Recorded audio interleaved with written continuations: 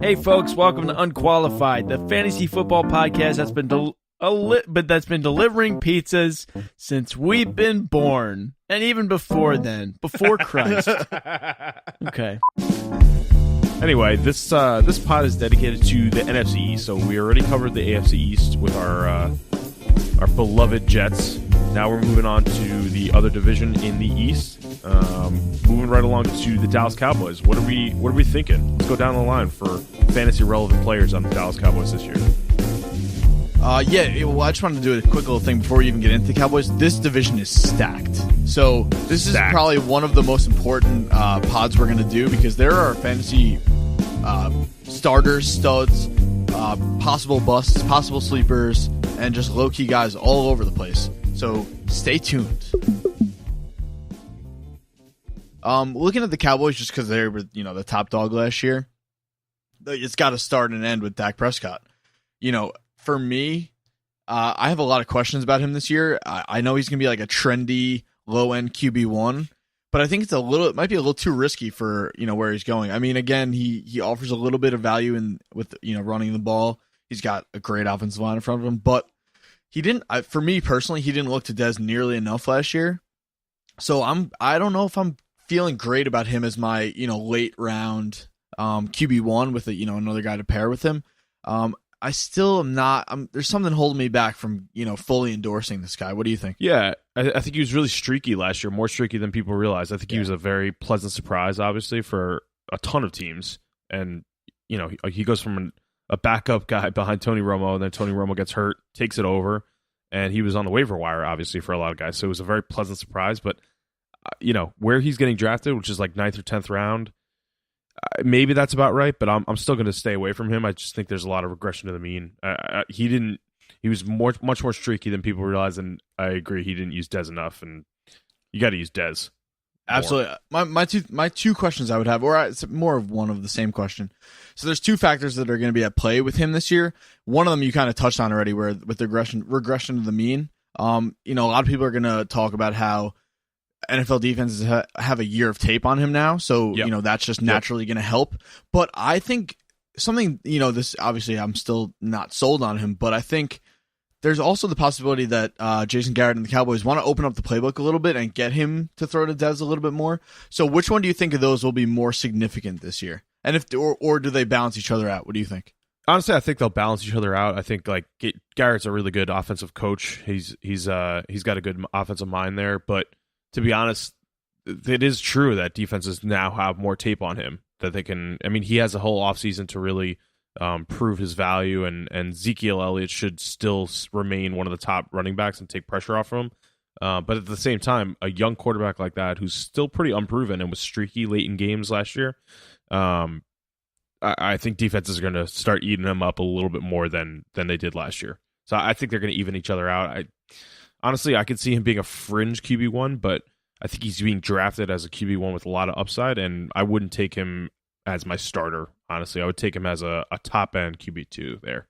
Yeah, I kind of agree. I think if you do wind up taking him as your QB1, maybe he's just like the guy that falls in that round. I think you got to pair him with like a safer option, maybe like a Stafford, or hopefully you can get a guy we're going to talk about a little bit later with Kirk Cousins. That would be pretty nice. Yep. But yeah, I completely agree. That would be a good combo. I'm not completely sold on him in the QB1 territory, but you mentioned his name a couple seconds ago. We got to talk about this guy. A lot of news about this guy in the past couple weeks. Ezekiel Elliott. A lot of stuff going on. A lot going on. I'll let you kick it off. What the hell is going on with him? Yeah, so a myriad of issues over the offseason. We won't touch upon them specifically, but safe to say there's been about 4 or 5 incidents where there's been police involved and disciplinary action. Most recently, I you could probably speak to the specifics of it, but I have a feeling that the most recent news, even though police kind of dropped the investigation, there could be some suspension there.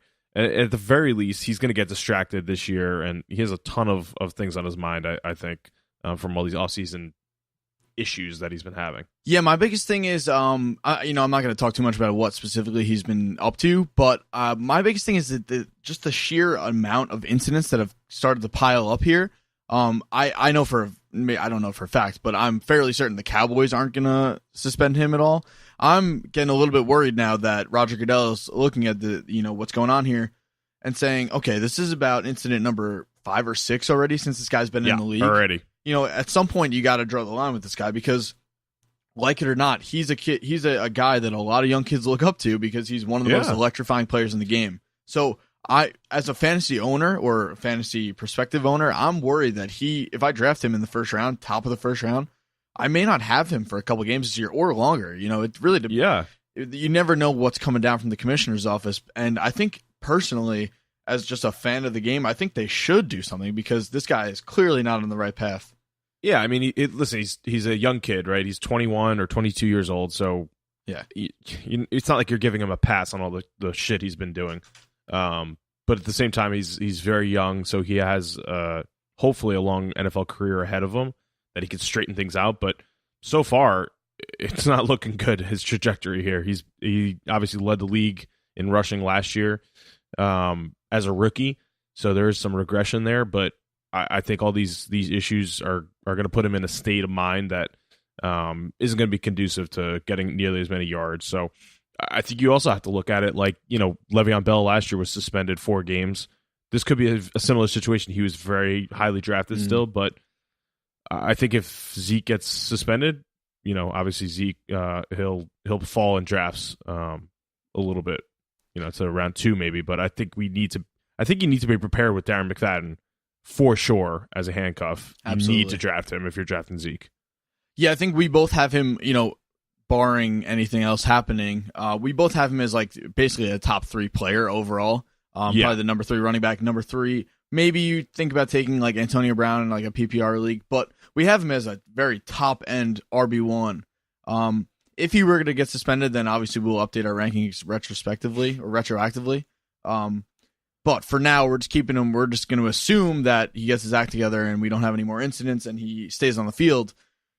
But with all that stuff aside, this guy's an amazing football player. He's behind a fantastic offensive line, and if you just watch him play, he's just a very complete running back. He I think can catch the ball better than he showed last year, and he just is a beast. The only knock on his game would be to catch more balls. Yeah. Exactly. I think he didn't really do a good job proving that, but he is electrifying when he's out there. Yeah, and I think I agree with McFadden as that number 2 choice right now. Alfred Morris was surprisingly not much of a factor last year at all. I really thought that them picking him up from Washington would mean that he would now become the number 2 back there, but I think McFadden's still locked in, so I think you're right on with that. If you take Zeke, you better get McFadden later in the draft because you got to be safe with that. And if you take Zeke and you're obviously drafting McFadden, but McFadden has a huge injury history. So yeah, Alfred Morris is a name to kind of keep in mind too. Honestly, that whole backfield, it will have value if they're starting because of that offensive line and because Dak has the ability to throw it deep and they have Dez on the other side. So those all 3 names are names to watch out for. But moving along to wide receiver position, Dez Bryant. So bit of a weird year for Dez, in my opinion, last year. He had some pretty bad games. And again, last year, we saw some inconsistencies out of Dak, and I have a feeling they'll get a little better, but hopefully he's going to target Dez more. But I view him as a low-end wide receiver 1. I think he's getting drafted a little too high. I don't have him in my top 10 of wide receivers. I have him as a wide receiver 2 right now, high-end. Yeah, I think I feel most comfortable with him as my wide receiver 2.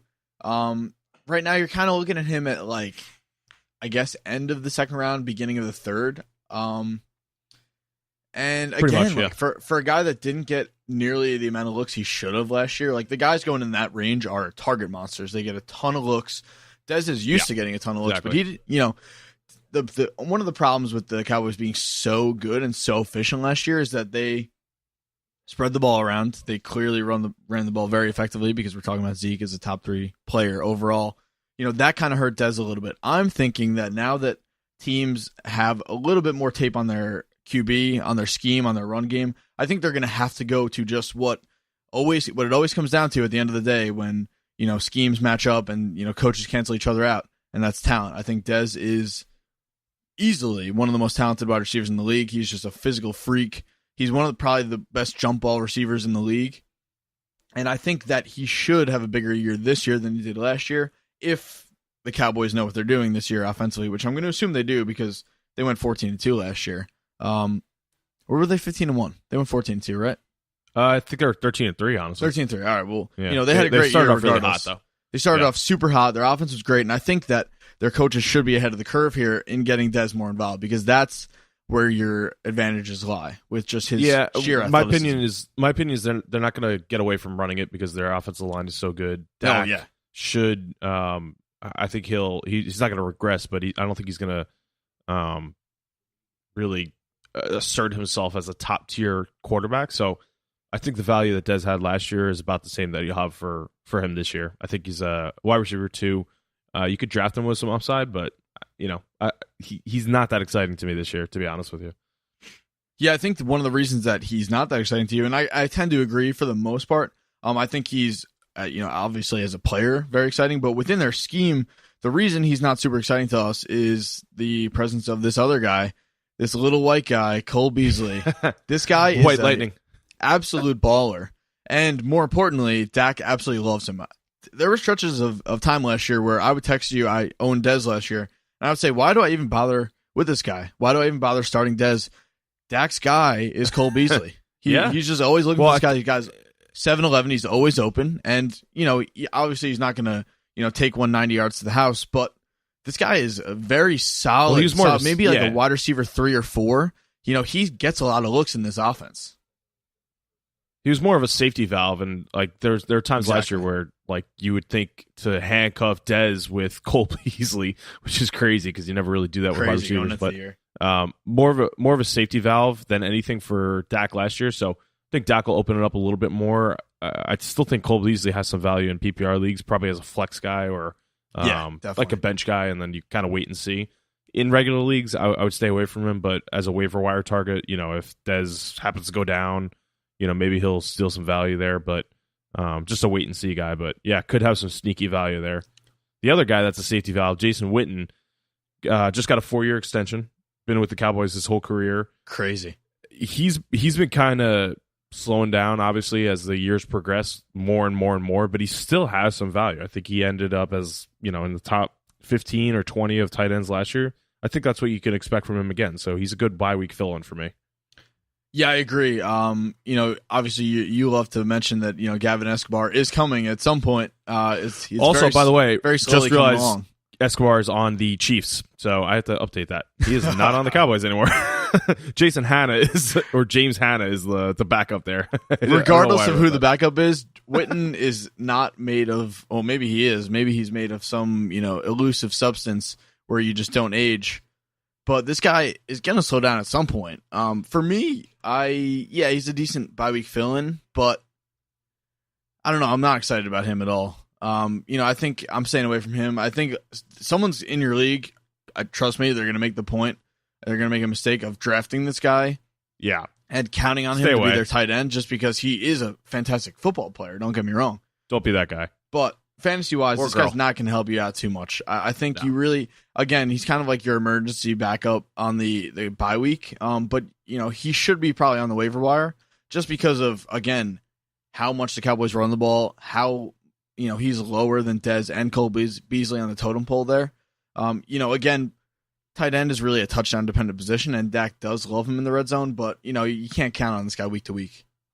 All right, so let's talk about Cowboys at a snapshot. What do we think their record's going to be this year? Doesn't really have anything to do with fantasy, but let's talk about each team's records, and let's also talk about each team like surprise and bust that we're projecting. Oh, I like. I'm gonna say the Cowboys are going 9-7. They're barely gonna make playoffs as a wild card. I think the biggest steal is gonna be Darren McFadden, and the biggest bust is gonna be Dak. That's my opinion. Yeah, I'm gonna say I think they'll be a little bit better than 9-7. I think they might go 10-6 or 11-5. But I think this division is getting better. Like every team here, maybe the Redskins didn't take a step forward, but every other team took a step forward this year in the offseason. So, it's going to be tough sledding for them, especially like we mentioned with Dak. Now teams have a full year of tape on him. So I would say they'll regress a couple games, and I think Honestly, the biggest bust potential here to me is Ezekiel Elliott, just because of where he's going. I think if you take him top 3 and he winds up missing games for you, and maybe McFadden takes over and earns more of a role, that's not going to be good for you this year. So, if I'm the number 3 pick, am I still taking Zeke this moment? Yes, but I'm not as confident in it as I was a couple weeks ago, because this stuff just keeps piling up, and I don't want to have to worry about that with my my number 1 overall pick. So, as far as surprises go, I think Cole Beasley, like we just mentioned, I think if you're in a PPR league, take a nice long look at this guy, because he's a target monster, and you see kind of shades of like young Julian Edelman or Wes Welker, just because he's so quick inside. He's so effective, especially in third down, because he just is always open because he's just so quick. I think definitely. Are you just saying that because he's white? Most slot guys are white. Most good slot guys are white. All the very, very good ones. Yeah, it's actually true. Except for like the guy in the Redskins, Jamison Crowder. Yeah, Jamison Crowder. Yeah. We'll talk about them. But let's talk about the Giants first, our sister team to the Jets, the much better New York team. So actually, this is a good transition. We just talked about a steady tight end on the Cowboys, Jason Witten, who's more of a bye week fill-in.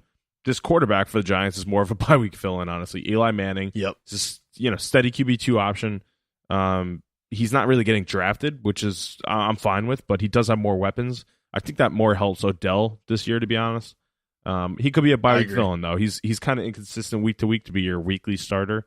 As we've seen, he throws a lot of interceptions, and touchdowns are kind of streaky up and down year after year, but could be a good bye week fill-in for good matchups. Yeah, I think you mentioned the interceptions, which is just mind-numbingly frustrating for all the Giants fans out there, and equally for fantasy owners. And I think to pair with that, McAdoo's offense is not nearly vertical. Yeah, McAdoo. I was blanking there for a second. His offense isn't really vertical enough for Eli to put up huge numbers. So the risk of the interceptions plus the yardage ceiling is a little iffy. That's really what keeps him out of QB1 territory.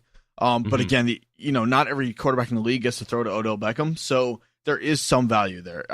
He's probably going to be consistently putting up, subpar, like low QB1 numbers. And he'll have a couple weeks where he throws 4 picks because, they're just chucking the ball down the field. But again, you can't count on him week to week for me, but he's going to have some value. Maybe if you draft a QB early, if you're one of those guys, maybe you just want to grab him and throw him on your roster, or keep an eye on him on the waivers, because obviously any guy that gets to throw to Odell Beckham and Brandon Marshall every week is has some potential to put the ball in the end zone. So keep an eye on him. Don't count on him. That's what I'm saying. Honestly, if you draft like Rodgers, which I don't love this year because he's going so early, or if you draft Tom Brady and you want to wait until round 14 before you take a defensive kicker, maybe think about taking Eli. If like everyone's taking 2 quarterbacks, that would be the only option I would say for him. But the guy he's handing it off to, Paul Perkins, and that running back situation, it's pretty much Perkins. That's it. They have Wayne Gallman now. Gallman, however you say his name. Shane Vereen is more of a PPR and like third down back here. Paul Perkins is really primed for a breakout year. He's a little unproven, but apparently all talks out of camp are pretty positive with him. So I think, honestly, he's getting drafted around 7th, 8th round. There's probably going to be one of your friends that's a Giants fan that reaches for him in round 5. So that's way too early for him, being so unproven. But if you could get him in round 8 or 9 as your backup flex guy, I think he's primed for a breakout. I think he could have a really good year. He's the guy there, and that offense is really opening up with the passing game with Brandon Marshall and their new tight end. So sky's the limit for Perkins. Yeah, I agree. I think I completely agree with the fact that I think he's going to be overdrafted by the time we get to late August. Because the hype is coming with this guy. I think my biggest concern is that not every offense is going to have a consistent running game that you can count on. You see it all the time. We saw it in Jacksonville last year and the year before, where free agent after free agent would go there, or young guy would step in, and we go, okay, now someone's going to step into this talent vacuum. It doesn't always necessarily happen. So I'm kind of more in wait and see mode on him. Like you mentioned, if you can get him in round 8 and you get a shot at a prospective RB2, which is I think pretty much where his ceiling is going to be, that's great. Take it. But again, if you're in round 5 and you're filling out your flex, or if you take a QB, you're filling out your RB2, please don't jump at this guy, because the potential is there. And I saw a couple things last year that I said, okay, this guy can play, but as far as week to week or even just high ceiling goes, it's not worth picking him way too early, which is what I'm afraid of happening this year for him, because the hype is going to be real. People know the running backs from last year, and they're looking for the new guys, the new breakout guys this year, and the hype's gonna start to build once we get towards the end of August. Yeah, I think like wide receivers are. What I was gonna say is like what. It's easier for wide receivers to break out if you're being drafted late in like the 5th round, 6th round. You see like Antonio Brown, you see Brandon Marshall. Those are studs now. Running backs, you kind of see it coming. Ezekiel Elliott was a 1st round guy. Le'Veon Bell was in the 2nd round, drafted in the 2nd round. David Johnson was in the 3rd round. Teams kind of know how good running backs are going to be. So Paul Perkins wasn't drafted that high. He could be a similar situation to the Jacksonville Jaguars last year, where it's like Chris Ivory and I don't even know the other guy's name. Yeldon. That was in there. Yeah, TJ Yeldon, that they just vultured from each other, and that team was just awful at running the ball. So it could be that situation. It could be that floor, just because we really don't know what he's like or how good he could be. Yeah, I think just to round this out, I think Vereen is like a PPR flex at best. I wouldn't go crazy with him because, again, he's such a role player that, you're not going to get consistent value. But we're getting finally to one of our favorite players this year, someone that we're both very high on. And I'm going to make a parallel in a minute to another situation we had last year. Odell Beckham, absolute stud. I think we both see him as a top 3 wide receiver. For me, I think I'm going even higher because I'm seeing shades this year with him of what we saw with Julio Jones last year. And the year before, where we saw Julio Jones go into the offense of Kyle Shanahan, and we said, okay, it's going to start to open up. There's more options around him, and it's time for him to just feast. Obviously, Julio has a tougher time staying on the field than Odell does. And, again, we had some, they spread the ball around a lot. The running game was huge. That's not the case with the Giants. The Giants run through Odell. They finally have some help on the other side, and I think he's going to have a monster year. Absolutely monster year. I would take him with confidence as my wide receiver 1, and I would plug him in and forget about it. Never touch him the rest of the year. On a bad date? In a meeting with a really exhausting boss? Or you're just plain tired of life? Ramps.com will deliver a ramp to your location, no questions asked. Ramps.com ramps are made of 100% organic, sustainable pine and will leave you feeling good about your escape. I don't know about you guys, but I use Ramps.com a lot. Comes in handy. Do they have other things other than pine? They have like oak. They do. They actually have a selection of wood. They have pine, cherry, maple, oak. So it really depends on your preference. So you have this ramp. What's your method of going off the ramp? Do you use well, it really depends on the context. If you're let's say if you're on a bike in the city and somebody tries to stop you, they're a Jehovah's Witness. Ramps.com. You just hit. They have an app. Relentless. They have an app. They have an app. You just hit the button. They're there as soon as you need them, and then ramp off wherever you need to go. And if you're just getting tired of life and you just don't think you can go anymore, Ramps.com will deliver it right off the bridge. I like that. Take a little swim with the fishies. This roast just got dark. Yeah, this got real dark. Fireside chats. Lord. Holy shit. Since we're in the business of ranking a lot of things, what are your top 3 woods for these ramps? Ooh. Personally, I'm a big fan of the pine. I also like maple because I think it's a very strong wood. Okay. Definitely and is. Oak is just a classic. I think oak is like the strongest. Cherry underrated. Cherry's underrated, but you really gotta like cherry. Yeah, it's Yeah. true. Pine, I feel like the smell, that just vaults it to number 1. Mhm. Oh yeah, it's atmospheric. Exactly. It's good atmosphere. Exactly. Cherry over pine, come on. Anyways, Ramps.com is there to serve all of your ramps needs, whether it's a getaway, whether you just need to smell it or you like to look at it. Ramps.com, they have an app. Check it out. Ramps.com. Love it. Yeah, I think he's going, third, on average, third overall for wide receivers. So typically people are taking Antonio Brown, then Julio Jones, then Odell. I would take Odell before Julio with Julio's injury history. honestly, Yep, too, we're on the same with page. the things coming out about Ezekiel Elliott, I might even think about taking, like, in this order, David Johnson, Le'Veon Bell, then Antonio Brown third overall, and then Odell fourth before Zeke. Yeah. Yeah. I think he has that high of a ceiling. No, it's not. It's not. I think he could live up to it. He has the past 3 years. He's had double-digit touchdowns. He's missed his rookie year. He missed 4 games, and he ended as the number 6 wide receiver or something ridiculous.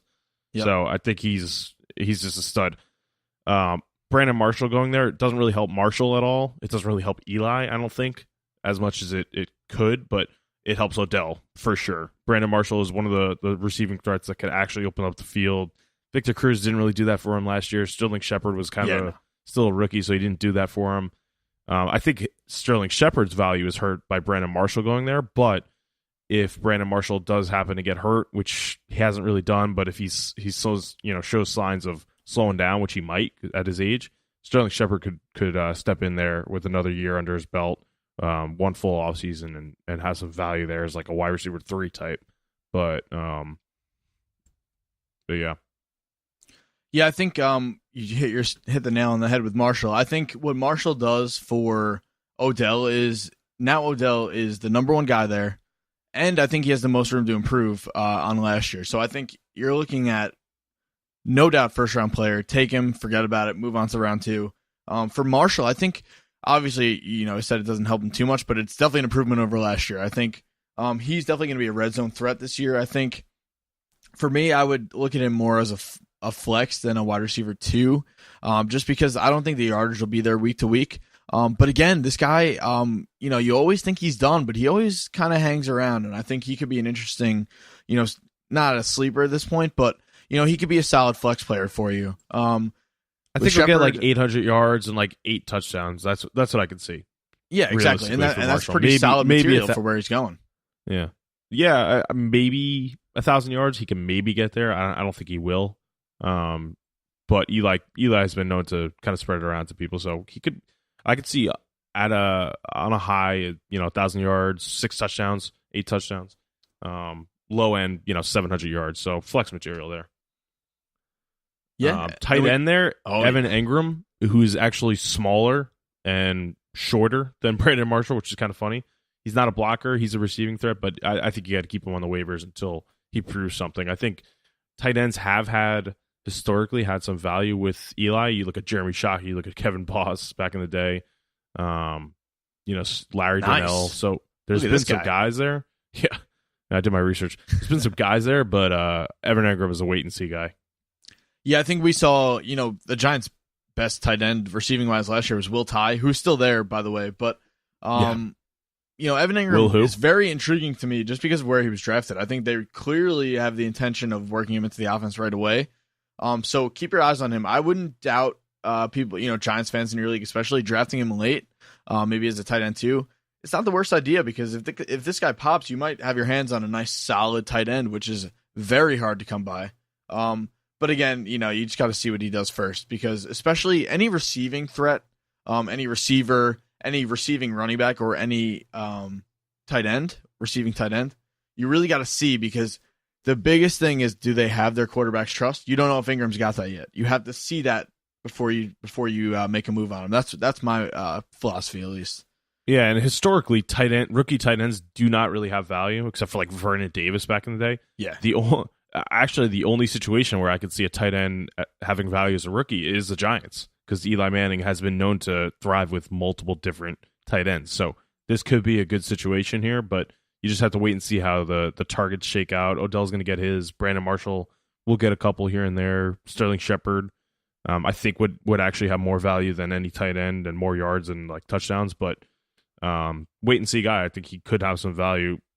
If out of any rookie tight end situation, the Giants would be the best one for a rookie tight end. So awesome. All right, so let's do our quick little overview on the Giants. I think my biggest bust potential is definitely going to be Paul Perkins, just because you don't know that he's done it yet. I think for where he's going, that's the price is pretty much right at this point. But if his value starts to skyrocket and you take him early, huge bust potential. Be careful with it. I agree with that. I'm not saying don't do it, but there's definitely bust potential there. I think the breakout here, contrary to what you were saying before, might be Sterling Shepard. I think if Ingram's not going to do anything this year, which very well could happen, maybe they want him to block, maybe they don't. I think the middle of the field will be wide open for Shepard to kind of exploit, especially if the run game is more traditional than it has been with Perkins. Even if Perkins does, kind of a breakout year, they're going to need someone to eat up the middle of the field, and I think Shepard could fill that role. I think keep an eye on him. I wouldn't count on him as anything more than a wide receiver 4, as one of your bench guys. Probably a 5, to be honest with you, but this guy can play. If he's going to not produce this year, it's not because he's not a good player, it's because he's got very talented guys in front of him. So keep your eye on him. I think he could be interesting.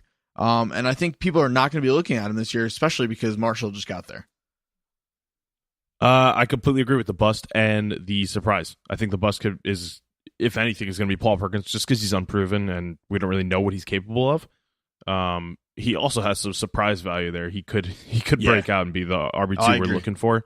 But I agree with you. I think the guy that you want eating up the slot cornerback and the third cornerback on the team is Sterling Shepard. He's probably one of the most gifted and talented third wide receivers on any team.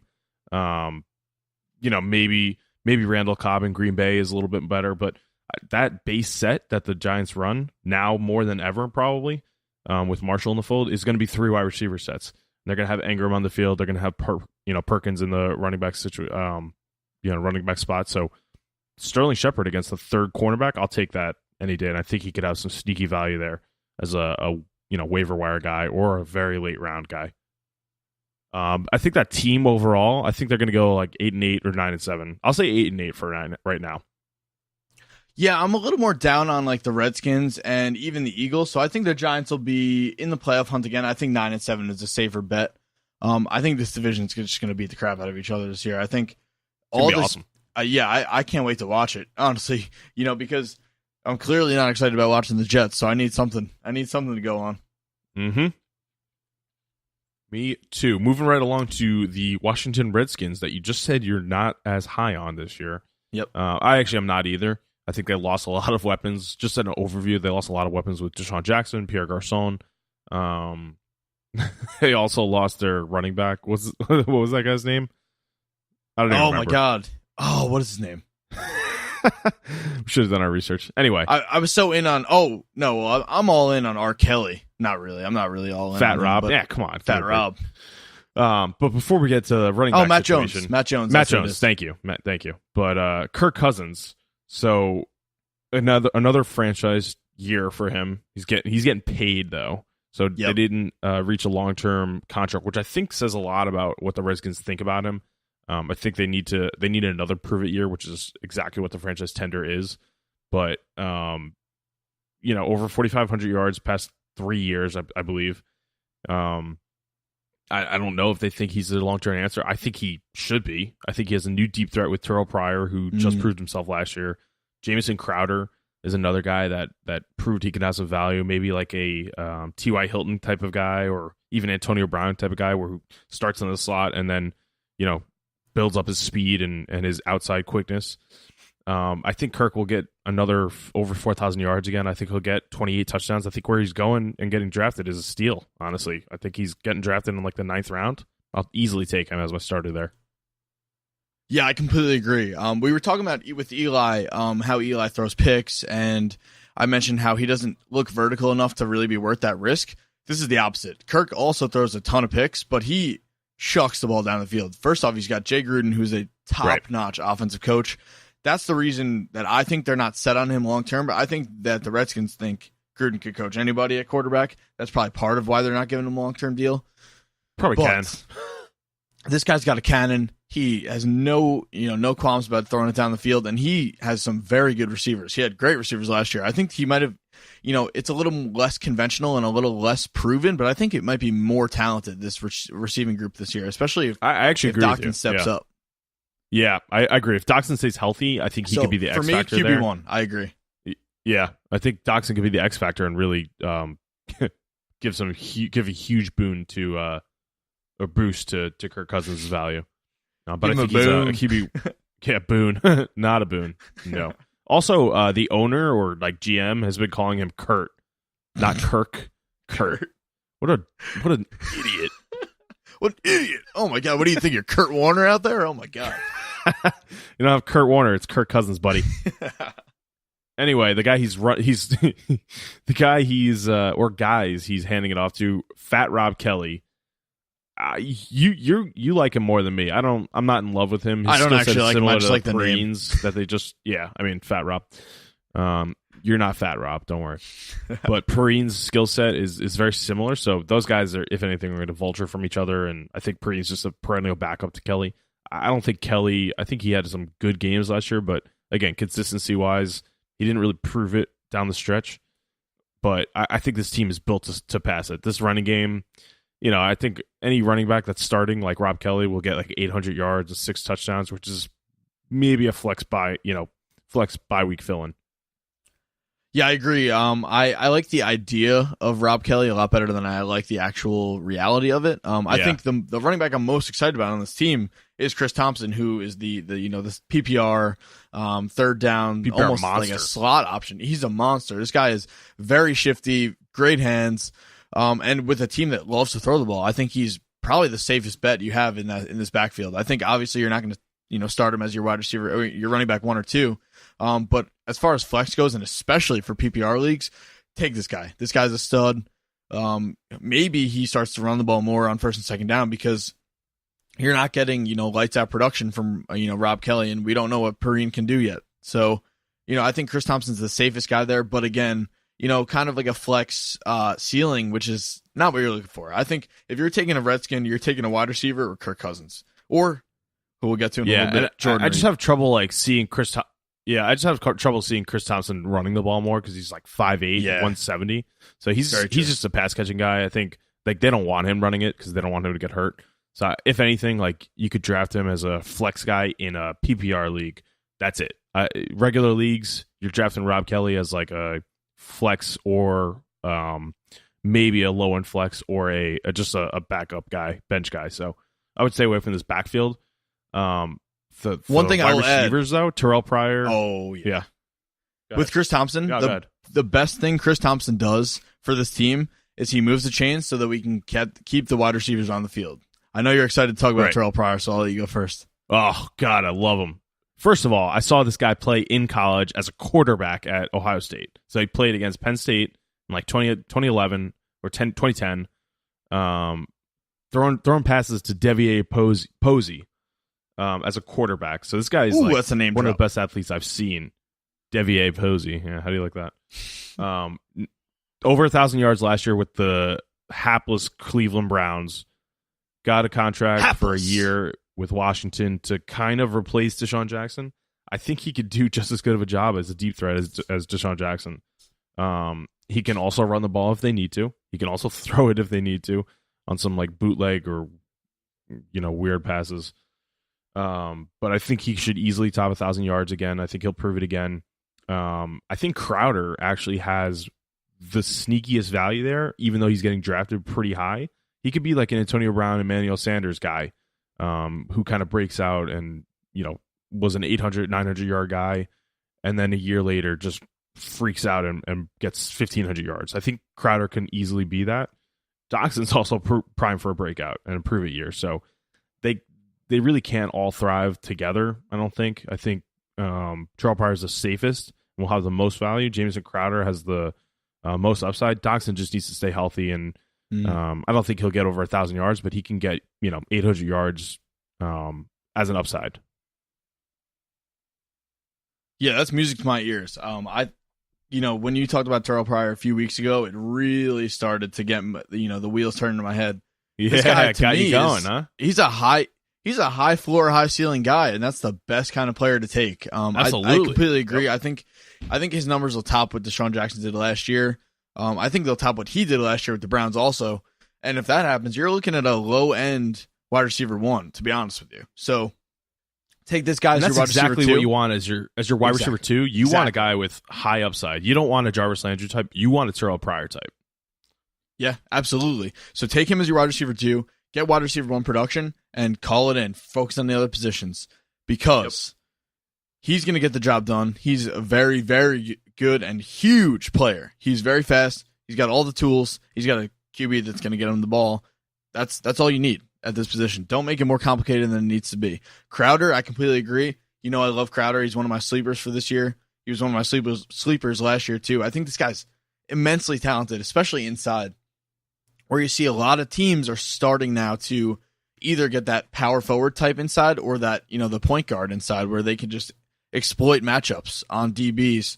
Crowder is way too quick for most inside slot DBs, and he's just going to have a huge year eating things up on the side that's going to be opposite Jordan Reed, who we'll get to in a second. Doxson, I'm a little bit less high on just because I think with the rest of the guys getting theirs, I think there's going to be less for him.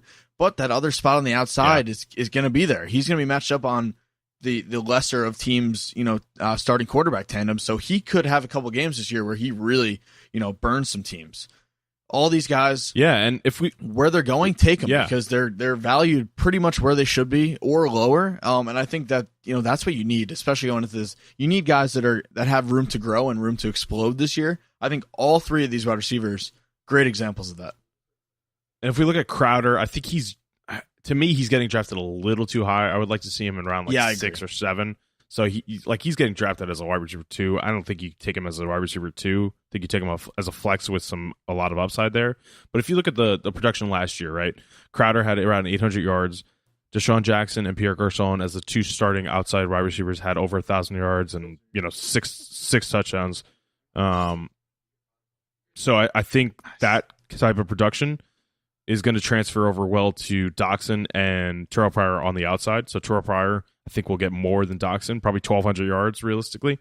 Doxson will get 800, and then Crowder could be the guy there with 900, 800 yards. So I think like those what happened last year will probably happen again this year with the new guys, if not more. But moving on to Jordan Reed, he could be the top tight end when he's healthy. He's never healthy, and he's going way too early for me. He's just way too much of a health risk. Yeah, to me, this is kind of like what you talked about when we talked about Gronk last week. It's the same thing. This guy, when he's healthy, is probably the second most talented tight end in the league, and he's never healthy. So, you're getting a lot of the same advice from me that I gave about Gronk. I think if you are going to take him, grab another low-end tight end 1 and pair him with him because he's going to miss some games this year. That's how it goes. Yeah, and who's their backup? Vernon Davis, too, right? I mean, he could be you're not going to draft him as a handcuff, but that's a name to look out for because Vernon Davis did have some games where he had some value last year. So Jordan Reed, probably not going to stay healthy for 16 games. I don't think he ever has. When he's out there, he could be the top tight end, but I would bang on him as your tight end 1. I would definitely pair him with a Zach Ertz or Jack Doyle type later in your rounds. All right. Before we get to the Eagles, we got to do our team overall look at this team here at the Redskins. Yeah. I'm going to say that as a team, they're not quite where they should be, especially defensively. I think they're probably looking at like a 5-11, 6-10 season. I think that's great for these guys' fantasy numbers. Like I mentioned, Crowder is the sleeper for me, and the biggest bust is any of those running backs you take. You're not going to get the value back that you think you're getting. Yeah, I'm gonna say 6-10 or 7-9, either one of those. I kind of agree with you. I think 5-11 is a little drastic there, Sean, but whatever. No, I kind of agree with you. I think their defense is one of the. I think it's one of the worst in the league, and I think Jordan Reed, who's one of their top players, isn't healthy, and their running game is not strong enough with their offensive line as well. I think the biggest bust I would say is Rob Kelly. He's going to draft as a flex or a bench guy. I just don't think he's going to have any production value there. And you could also make a case for Jordan Reed being one of the biggest bust potentials because he's getting drafted so high. So I would maybe go with him. I think for upside or kind of surprise, honestly, I would say Jamison Crowder. I think he can very easily eclipse 1,000 yards this year and get 8 touchdowns again. Oh yeah, and kind of be that Antonio Brown circa 2012 before he broke out. Same with Emmanuel Sanders. Like he could be that guy for them. Okay, folks, it's time for us to take a deep dive. Sean and Scott are heated, and they have some opinions that they want to express. They each have 1 minute to debate about a topic that I announce in the next 30 seconds. Are you boys ready? Okay, remember, you have 1 minute. I'm not going to tell how much time you have left. Ready. And if you go over, I'm going to cut you off. Let's do it. Okay, here we go. McDonald's breakfast. Timer, set, go. Oh boy, McDonald's breakfast, the absolute best of the fast food breakfasts. Probably one of the best breakfast meals you can get anywhere as far as taste is concerned. Here's what you're ordering, and you're not gonna debate it. You're just gonna thank me later. You're gonna get a sausage, egg, and cheese McGriddle. Okay, you're gonna get 2 hash browns, and you're gonna call it a day. Okay, a McGriddle. Let me just explain this to you really quickly. It's the greatest combination of breakfast items you can get for whatever they charge for it now. They can charge $10 for it. I'd still buy one. Delicious. What they're doing is they're taking a delicious sausage patty, nice egg, cheese. They put it in between 2 buns that aren't just normal buns. They're literally infused with syrup, so they're like pancakes. Incredible. You can feel your arteries clogging as you eat it. What's better than that for breakfast? And then if that's not enough grease for you, and Sean, you're gonna have to shut the fuck up. Time. No, you're gonna have to shut the fuck up. Start your day off. Time is up. Time is up. Scott, let's go. Go right in time. Let's go. McDonald's breakfast. So I'm agreeing with one part of your statement that it's one of the best fast food breakfasts. That's not saying much. There's not many fast food places that make breakfast. Taco Bell is new into the game. I don't think Wendy's or Burger King really does it. If they do, it's not notable. Taco Bell, I haven't tried it, but I've heard really good things. McDonald's, definitely the best, so I'll agree with you there. However, the order, it's a slight variation of that, and I'll give you a secondary order that you should always go to if the sausage McGriddle lets you down. So it's just a sausage McGriddle. You don't get egg and cheese on it because the cheese is just disgusting, melted, gross American cheese, and the egg is like, I don't even know if it has eggs in it. You just get the sausage with the McGriddle, the French toast McGriddle, and then if you don't want to get that, or if you're not a sausage guy or whatever, or girl, you get hotcakes. You're gonna have to cut you off there on the hotcakes. I like where you're going with it, but ran out of time. All right, and then you get coffee too. Also, you were getting really into it, so I had to stop you. You actually had about 10 seconds left, but you were getting a little too excited. Was I getting into? I'm sorry. What the fuck? All right, so we both mentioned in our overview that we don't think the Redskins are going to take a huge step forward as a football team this year. I think we think very differently about the Philadelphia Eagles. Yes. I think this team's poised to really improve this year and bounce back and really be a power player in this division for years to come. And I think that starts with QB Carson Wentz. This guy has huge potential this year. I'm definitely looking to take him as my QB2 because I think he's got top 10 potential this year with all the weapons around him. I think last year he started off pretty hot. People went crazy. We had, Wentz mania. And then he started to cool off. But that's typically what happens with rookie QBs once teams get a couple weeks of tape. I think Dak Prescott is more of the aberration than the norm there. I think Wentz, teams, saw his first punch. They learned it. They countered it. And now it's time for him to really step forward this year. I think he's a guy that I'm pretty excited about as a football player and as a fantasy football player. Yeah, I think Wentz really took some strides in the beginning of the year. He started off hot, like you said. Teams figured him out pretty quickly, so he slowed down after that. But I agree. I think one of the things that plagued him last year was the drops by his wide receivers of Nelson Aguilar and Dorial Green-Beckham. They corrected that completely this offseason. So now they have Torrey Smith as kind of he's kind of just a speed guy to open up the field for Alshon Jeffrey and for Jordan Matthews. And I think Zach Ertz will have some value there. But I think all those guys and his wide receiver core will improve. I think Carson Wentz, regardless, you're getting really good value out of him. I think I was just thinking about it. I think honestly, the best pairing that you could do with him is a guy like if you have Drew Brees, Matt Ryan, Russell Wilson, kind of top tier guys, but not that don't have as much upside as like an Aaron Rodgers or Tom Brady type. I think you could pair them with Wentz, who has immense upside, and you'll get QB1 production regardless. Yeah, absolutely. I think, and a big part of why I'm so excited about him is that I think not only are the receivers a lot better, which we'll get to in a minute, but I think the running game is going to take a big step forward this year. LeGarrette Blount. First off, let me just say this guy had an absolutely monster year last year with the Patriots.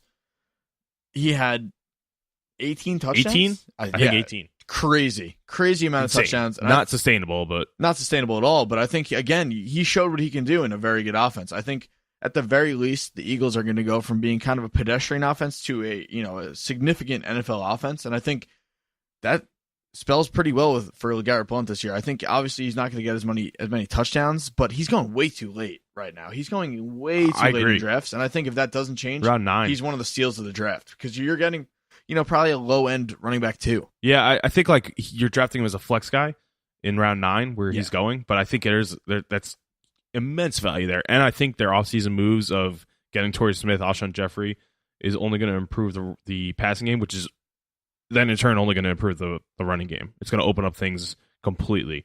I think LeGarrette Blount thrive. Like you pretty much know if the team that has LeGarrette Blount is running it or not. He's not catching anything out of the backfield. So if he is on the field, he's probably going to run it or do a play action pass. So I think when you have Torrey Smith to open up the field like that and really blow the top off of defenses, it just opens up things for LeGarrette Blount. I don't think he's going to get 18 touchdowns. I think he can get double digits though. I think he could get almost 1,000 yards. So I think he has like running back 2 upside there, and he's being drafted way too late.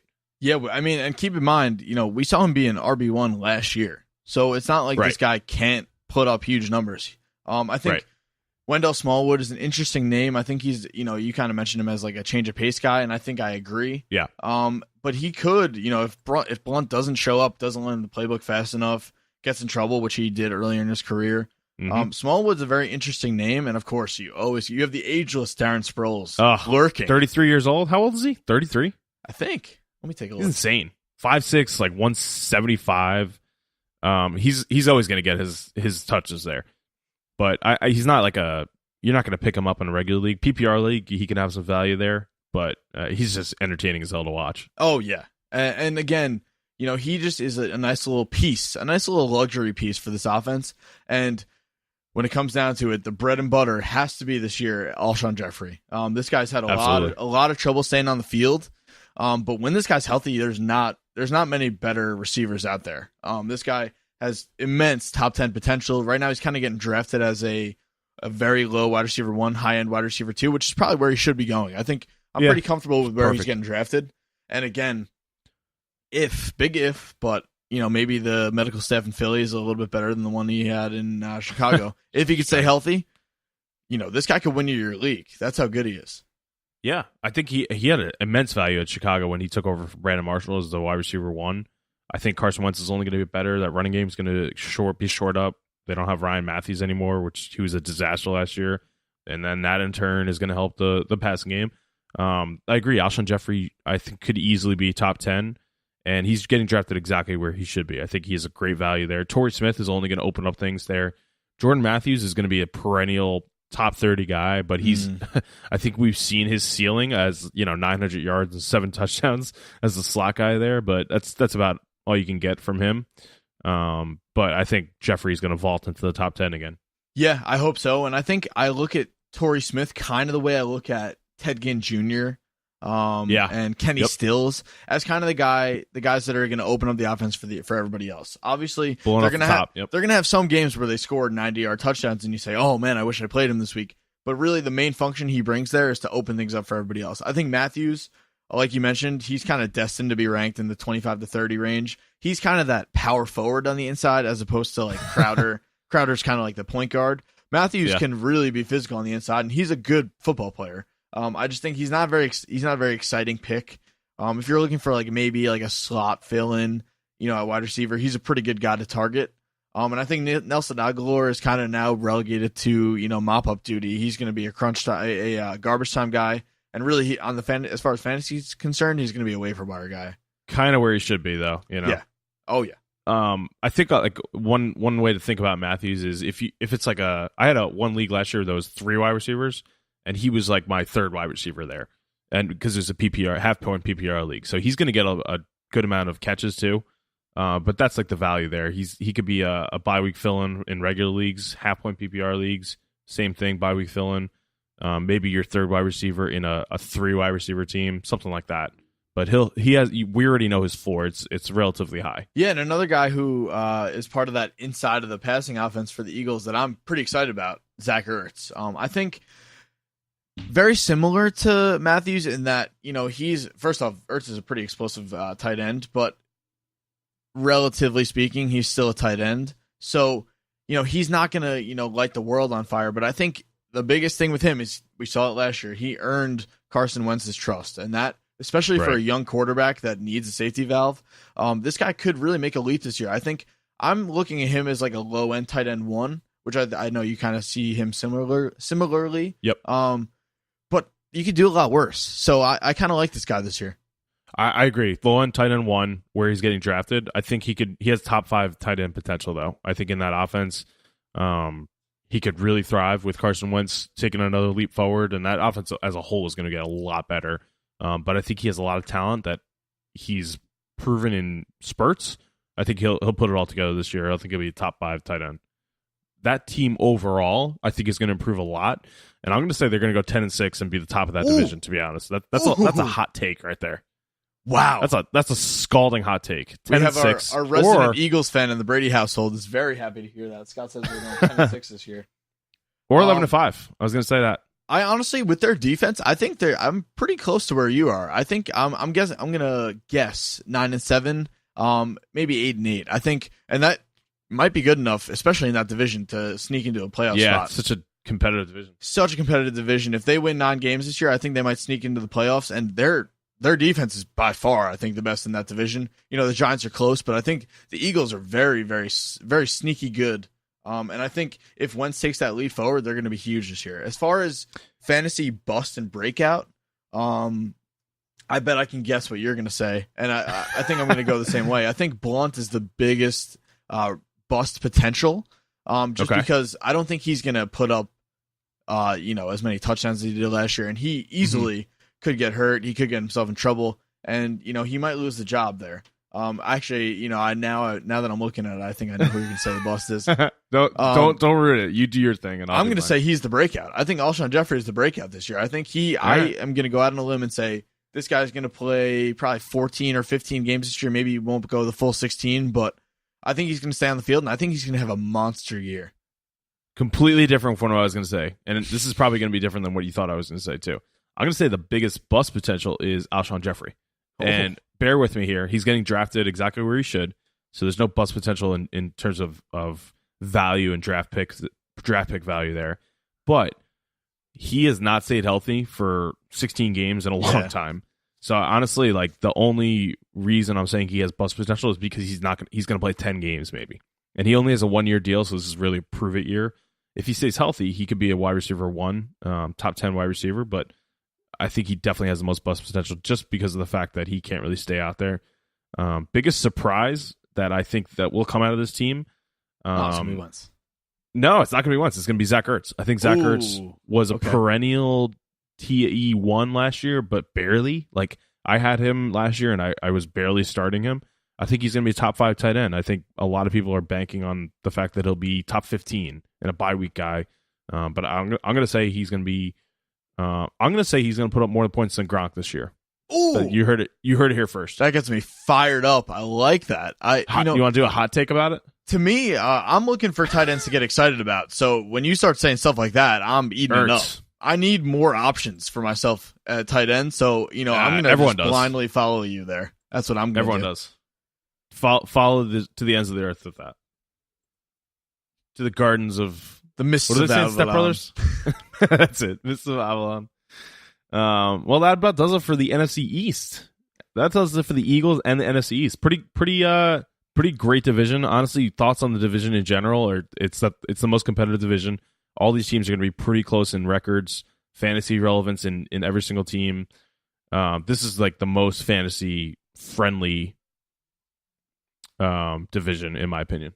Yeah, I think this division, and then I think we're going to get to the AFC West next week. That's another division that's pretty fantasy friendly. But honestly, I think this one takes the cake because every single team has very significant fantasy players. That's not the case in I don't think any other division. All positions. So, yeah, at every single position. Nope. So great division. If you're drafting an NFC East guy, you're getting a guy that's going to be in a dogfight every other week with their division mates. It's going to be a lot of fun to watch this year. Yep. Well, see you later. 7 episode of Generic Fantasy Football Podcast is sponsored by Dadbox, a monthly subscription service that delivers dad stuff. They've got white New Balance, Kirkland socks, Kirkland underwear, Wrangler jeans, mutilated wallets, and even pepperoni and cheese. Just type in whatever sort of dad goods you need, and Dadbox will have it on its way within 24 hours. They even deliver dads themselves. If you're missing a dad, Dadbox also offers a dad recovery system. You can send a GPS signal out to your dad, and hopefully they'll be able to wrangle him in, throw him in the truck, and bring him back to your house. Dadbox.